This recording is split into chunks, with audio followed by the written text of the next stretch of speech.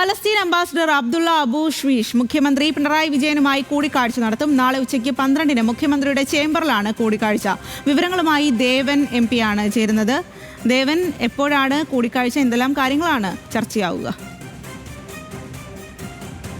നാളെ ഉച്ചയ്ക്ക് 12 മണിക്ക് മുഖ്യമന്ത്രിയുടെ ചേംബറിലാണ് ഇപ്പോൾ ഈ കൂടിക്കാഴ്ച അറിയിച്ചിരിക്കുന്നത്. കേരള മീഡിയ അക്കാദമി സംഘടിപ്പിക്കുന്ന പാലസ്തീൻ ഐക്യദാർഢ്യ സമ്മേളനം നാളെ വൈകിട്ട് തിരുവനന്തപുരത്ത് വൈകിട്ട് 6 മണിക്ക് നടക്കുന്നുണ്ട്. തിരുവനന്തപുരം ടാഗോർ തിയേറ്ററിലാണ് ഈ പരിപാടിയുടെ ഉദ്ഘാടനം. ഇത് സംബന്ധിച്ചാണ് ഇപ്പോൾ പാലസ്തീൻ അംബാസിഡറായിട്ടുള്ള അബ്ദുള്ള അബു ഷീഷ് തിരുവനന്തപുരത്ത് എത്തുന്നത്.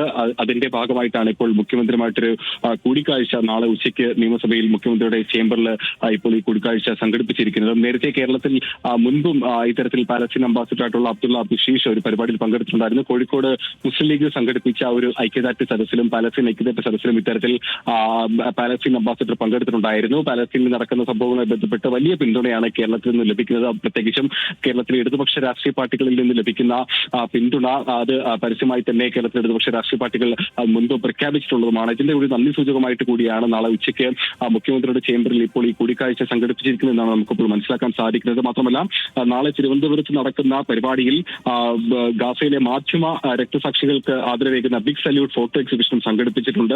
ഈ പരിപാടി ധനകാര്യമന്ത്രി KN ബാലഗോപാൽ, പ്രതിപക്ഷ VD സതീശൻ എന്നിവർ ചേർന്നാണ് നാളെ ഈ ഫോട്ടോ എക്സിബിഷൻ ഉദ്ഘാടനം ചെയ്യുന്നത്. ഇത് സംബന്ധിച്ചുള്ള പൊതുസമ്മേളനം നാളെ മുഖ്യമന്ത്രി പിണറായി വിജയൻ ഉദ്ഘാടനം ചെയ്യും. ഈ പരിപാടിയിലും പാലസ്തീൻ അംബാസിഡറായിട്ടുള്ള അബ്ദുള്ള അബു ഷീഷ് പങ്കെടുക്കുമെന്ന് തന്നെയാണ് ഇപ്പോൾ അറിയിച്ചിരിക്കുന്നത്. സ്വാതി. ശരി ദേവൻ.